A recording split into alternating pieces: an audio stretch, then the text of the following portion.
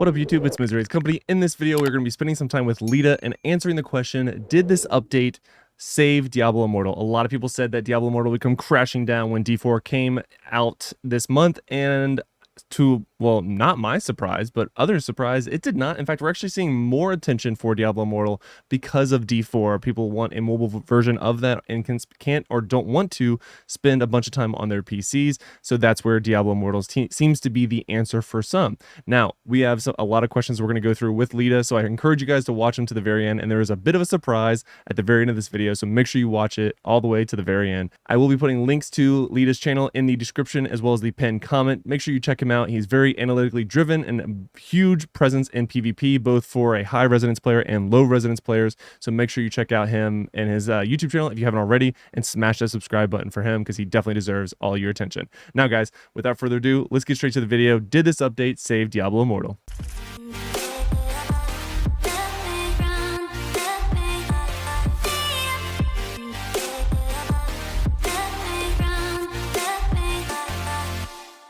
All right, guys, so like I said, we are here with Lita, who is thankfully joining us. Hey, Lita, how are we doing? Good. Thank you very much for having me. And I apologize that I could not get my camera on. I'm having some technical difficulties here. Nah, no worries, man. We definitely technology is only great when it works. But yeah, so this update, the question for this video is going to be, did this update save Diablo Immortal? I have my own opinions, but I want to kick it off to you first, if you could do the honors. Sure. In my opinion, it's definitely breathed new life into the game. In fact, I've been referencing this as like version 2.0. I think it's done a tremendous amount of good for the game. And there are some negative aspects, which kind of be expected with so many things going into it. But overall, it's definitely a big benefit, in my opinion.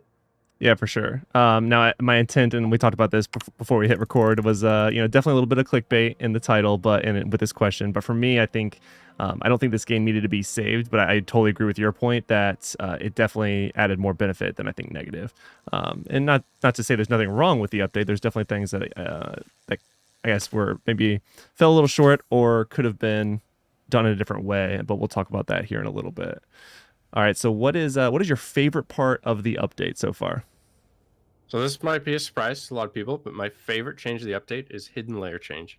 Really? That is a surprise. Wow. I think it's absolutely amazing, and hidden layers have become fun.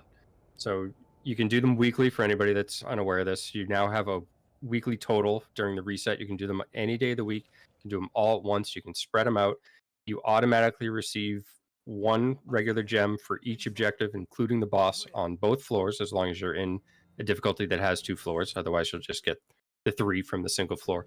But in general, it's been great. There's actually people who are doing layer hunting parties, and it's a lot of fun. You group up with a party of 4, yourself included, and you just go from layer to layer, bouncing around. You can each tackle a different zone, because keep in mind, when you enter a hidden layer, if you go through that load screen, it will teleport everybody to that location.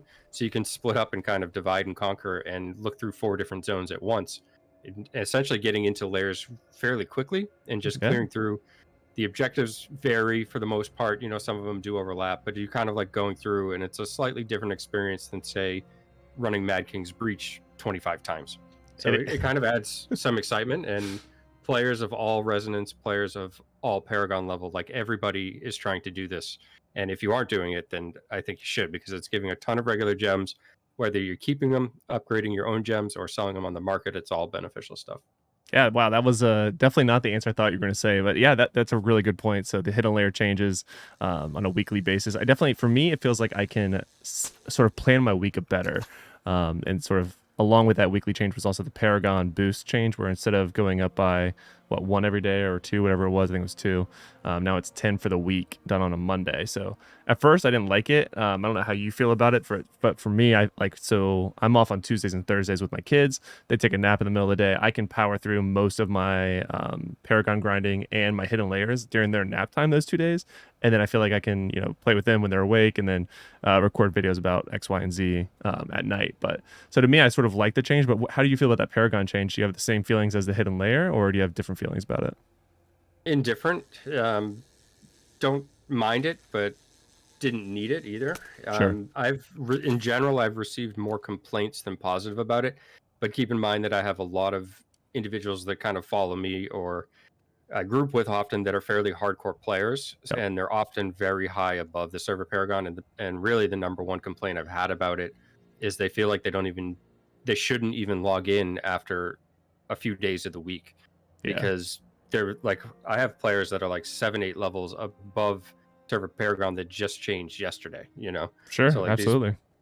at that point, like there's not much left for them to do. They can just continually run in circles, basically get no experience. They're hitting 5% experience at like Tuesday, Wednesday. It just feels very unrewarding for them. And normally, when they would be at those kind of limits, another day server would reset. It would go up by 2, and then they'd get an extra little boost to their XP. They go back from 10% to 20%, whatever it may be. Yeah, 100%. That's a and good point. and they kind of feel like they miss that. But for me personally, hasn't made much of a difference. I'm usually, depending what's going on in the game, I'm usually between like 8 and 11 levels above server paragon. If I'm grinding for something, I'll go higher, but it hasn't made much of a difference for that. Okay, yeah, that makes sense.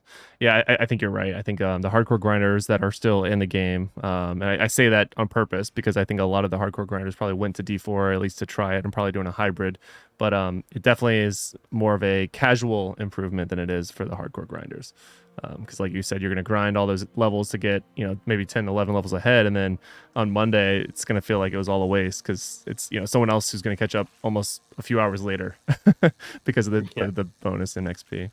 Okay, so with that being said, what is your least favorite part of the update so far?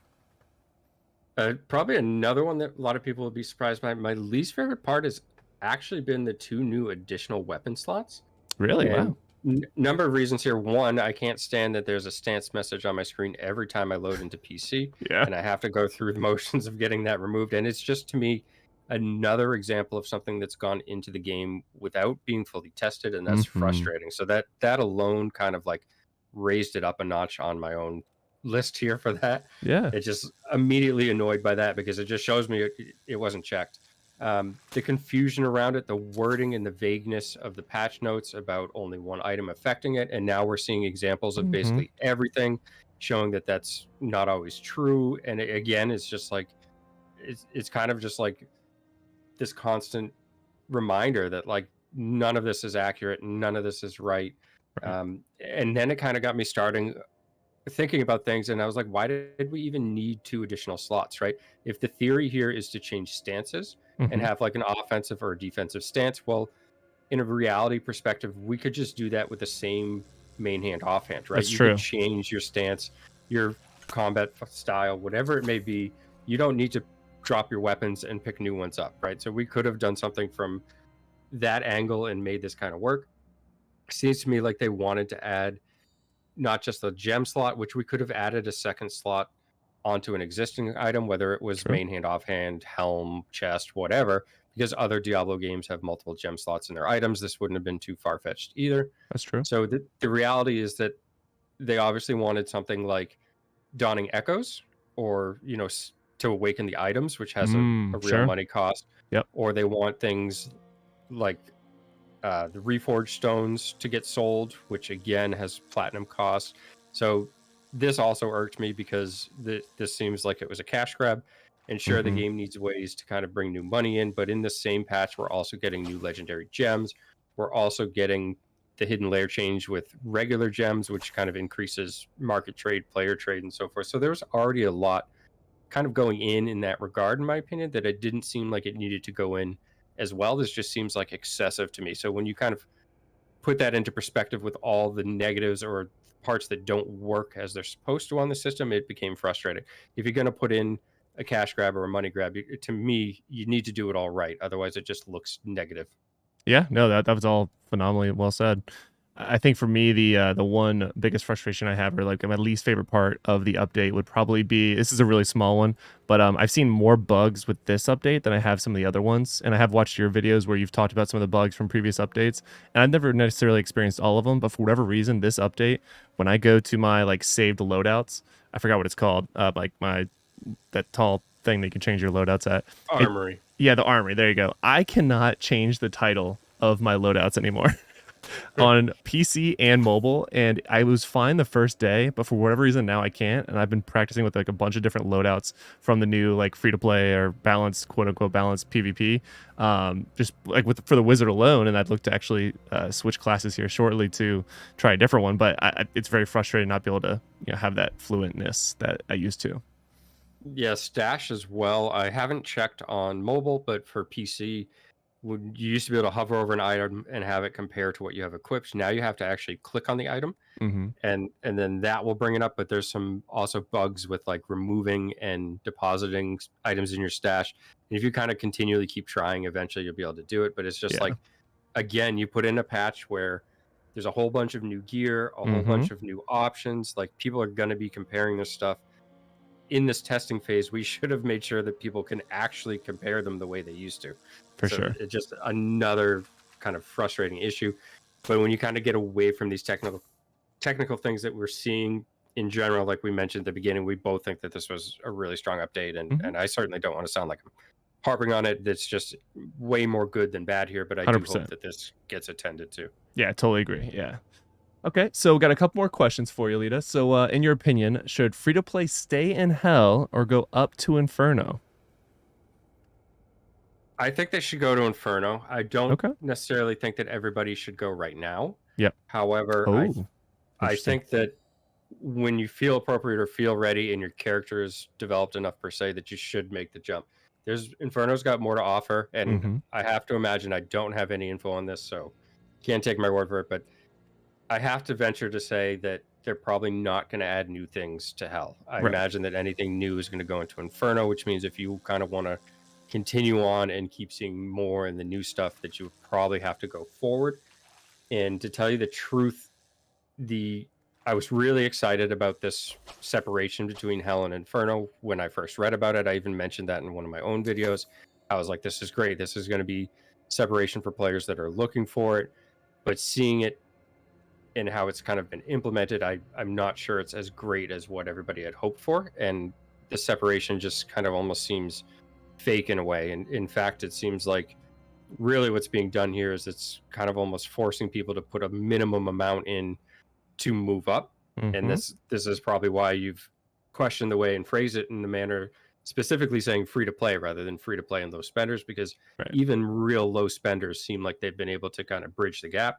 And it Mm-hmm. really seems like free to play is starting to get um, maybe left behind, where it's almost pay to participate, as opposed to pay to win at this point. And I hate to see that. So I don't think anybody should jump if they need to be carried. They're like, you need to have some self-sufficiency because the game's just more enjoyable that way.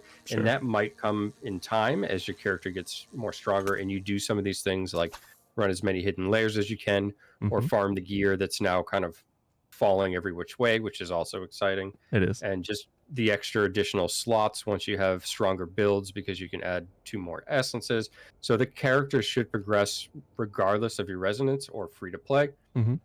And I think when you're ready, that players should move up. But I don't think anybody, at least in my opinion, should have a long-term plan of staying there forever. And I would love to hear from somebody if they were fully free to play and hear their thoughts as well. Yeah, absolutely. And that was a very interesting way of putting it. I hadn't thought about it like that. So for me, I feel very similarly where I appreciate the intent of Blizzard or NetEase or whichever way that was pushed. But yeah, it feels like the separate leaderboards was a good selling, like a marketing point. But like in reality, you're going to end up playing with a very, very small group of people once everyone else does go to until Inferno. So sure, you're going to be at the top of a leaderboard for Hell, but what does your dungeon queue look like when you're trying to do your daily dungeons? Like that's, what does your quality of life look like when everyone else is in Inferno? Let's say Inferno 2 and you're still in Hell 8. But yeah, you're right. And when you say, for me, what sort of struck the right chord for me was when you said, go up at the right time. So I think that's really well said. And there is definitely probably on an individual basis, the quote unquote right time to go up to Inferno so that you can enjoy it at the best possible moment. I know for me, like I'm sort of like a medium spender. I got my 3K wings, which I'm really happy about. But for me, going into the vault right now with some Hell 8 and Inferno players just feels like I'm being a bully. And I hate to say it, I'm gonna sound like a terrible person, but I'm definitely having fun in the vault for that reason. Me and someone else like 2v4'd the Immortals the other day, and that was a fun experience, but obviously going to be short lived. And speaking of PvP, that was I've actually realized I didn't answer the second question myself, which was what was my favorite part. It actually is the free to play or balanced PvP. I'm enjoying all the different builds I can put into that, and I could see why they wouldn't want it to be a long-term permanent game mode, which is what a lot of us probably would want, because it's going to really, I think, dilute the Battlegrounds, which is already having a lot of problems, which I'm sure you could probably speak to better than myself. I don't play a lot of Battlegrounds, and I probably have a very rare reason as to why, but it's the timing. The timing of when it's open is just does not align with my usual daily schedule. So I usually get like the last 20 minutes so I can get like a game in. So I'm usually always like bronze or silver at absolute best, just because I can't get as many games in as I would necessarily would want to. Sure. One thing, and I just thought of this as you were talking about with your response in regards to Hell or Inferno, and I have actually heard that there's a cap on the combat rating from the Hell gear Oh, as opposed to Inferno, which is continuing to scale from Paragon level. right. And the reason that I mention this is because this could actually affect your clan or your ability to remain or Mm, participate with a clan, because if everybody else is gaining combat rating but you're capped, well, yeah. if you're in a competitive clan, eventually they're going to look for somebody with 5,000 more combat rating, right? This is just kind of a natural thing, Hmm. and that who knows how big that gap will get. So I just want to make sure that I mention that, so that people are aware, and hopefully that I can kind of get the word out. I'm going to try to just spread that like crazy so that everybody Yeah. knows that Wow. that is actually going on. Yeah, I had But no yeah, idea. That's good to know. Battlegrounds, the new PvP mode, I agree. I think they would kind of be foolish to make it active 100% of the time, right? Hmm. There'd be real no reason for people to do the regular BGs and spend, and the Right. rewards from the regular BGs for the daily participation aren't amazing. They have buffed the rewards for hitting, bronze, silver, and so forth, and those are decent at the moment. But you can spam games over a few days. Right. So I think you're right there. I think we'll probably see it as a returning event from Hmm. time to time, but in general, the regular battlegrounds kind of there to stay. I think that by showing the Accursed Towers map in that limited time event was fantastic. I was really Yep. glad that they did that. I don't know why they didn't advertise that, because so many people have been asking for Yeah. more True. more access to that, and it Yeah. just went no word whatsoever. It just like showed up on our doorstep, and everybody was like, "Wow, this is cool! Like I like this map. Yeah. This is it's fun." Absolutely, and it made sense too, right? Like it was very low development cost when you think about how much goes into making a new game mode, and sort of really they just using an existing one, and then sort of turned off some features, which Yeah, is I mean I'm no developer, but just looking at it, it feels like that would be low cost but high value in terms of consumer appreciation. So all right, cool. So I got one more question for you, and this is one that we did talk about a little bit. For anyone that you're watching, I did not give him a heads up on many of these questions, except for like right before we hit record. So this one though we did talk about because it's one that I know he's much more educated on than I am, and one that I'm fascinated by because I don't you do a lot of resonance PvPing in the battlegrounds. So the question is, what are your thoughts on the changes to resonance? And if you could elaborate, because I haven't covered it in a video on my channel, I know you have, and put a link to that to your channel, of course, in the description as well. But what was some of the changes to resonance, and what was your opinion on it? sure. First off, objectively, this is a great change for the game. So regardless of anything else I say, just this is going to make Sure. things more fair, more balanced. What is it effectively doing is squishing or sandwiching all of the resonance in the game, meaning that if you're a low resonance player, it's removing less of your stats, your damage in your life. And if you're a high resonance player, it's removing more of your damage in your life only when inside of the battleground. So when you queue up and get into a match, even though you may have vastly different resonance numbers, you've essentially been squashed to be closer together than ever. So this is going to make games more fair in that regard. Hmm.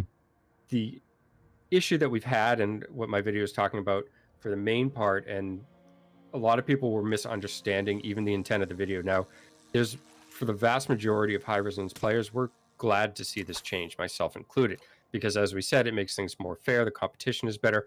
What Sure. we weren't happy about is that it really was undocumented. Hmm. Very little mention of it. It certainly wasn't in the American region patch notes. For We sure. just kind of got blindsided with it. And on top of being blindsided with it, there's a whole bunch of other ways to now spend more money. And it seems like we wanted just information on what we had already spent. And that was kind of the root of the issue. But in general, for the game, this is great. Okay. It's just going to make everything a little bit more fair. Is it enough to fully balance it? Well, in my experience so far, it's not. Okay. Mm. The resonance, at least for those of us that are very high resonance, are, and maybe this is just partly due to the smaller number of people who are queuing at the moment, because we have things like Diablo 4, Mm-hmm. we have a huge new update, we have the Free balanced PvP. Yeah. we, and I could probably go on and make this 10 things going on at the moment, but there's so much to do in game right now, or possibly even in another game, that there's just not as many people queuing. So the lobbies right now have been awful, okay, and they've been bad for a while, but we're still seeing vast differences, and the scaling of this isn't really quite enough. I was even in a situation earlier, and I've had other people tell me things like this. In some situations, you can like 1v5, 1v6, and Oh, it's wow. like that's not enjoyable for Oh, yeah. Anyone. either side, right? Sure. So the balance isn't 100% there, but that may be because there's just not enough people in the pool. Mm-hmm. So we really have to kind of, before we do anything drastic or suggest anything drastic, really just need to see what happens to this a month from now. Like, are the lobbies more balanced when people return, or people have caught up with the new tasks? More people are 800, more people are in Inferno, more people have farmed the set pieces. And again, I could just keep going on with this list of other things in game you're doing, but we got thrown into the new difficulty if you chose to go. So there was no pre-farming, so a lot of people are spending their nights farming dungeons instead of being in the battleground. So they're just, we That's can't true. give this a fair evaluation, but in general, the change can't be negative in any way, right? Because it's just made everybody closer together. So if being closer together isn't good enough, that's because there's a bigger issue aside from just the resonance. And we've kind of talked about other things that could affect resonance, and this is things like secondary stats, which don't get taken into account, personal skill. And yes, it's a mobile game. Yes, there is still some skill. Do I think it's the highest skill cap game out there in the market? No, absolutely not. But there's still a little bit of individual skill that can affect matches. Oh, I completely agree. Character class affects things, especially when you start talking about whether you're on attack or defense. So there's a lot of factors here, but this is a good step.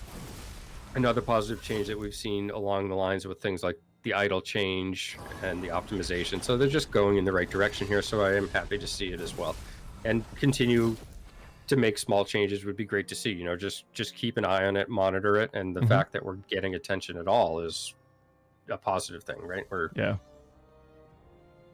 Yeah, no, I completely agree. I think, this update's been phenomenal, and you have spoken several well said statements about this update, and I thank you for your time on the video. I look forward to hopefully doing this more often with you.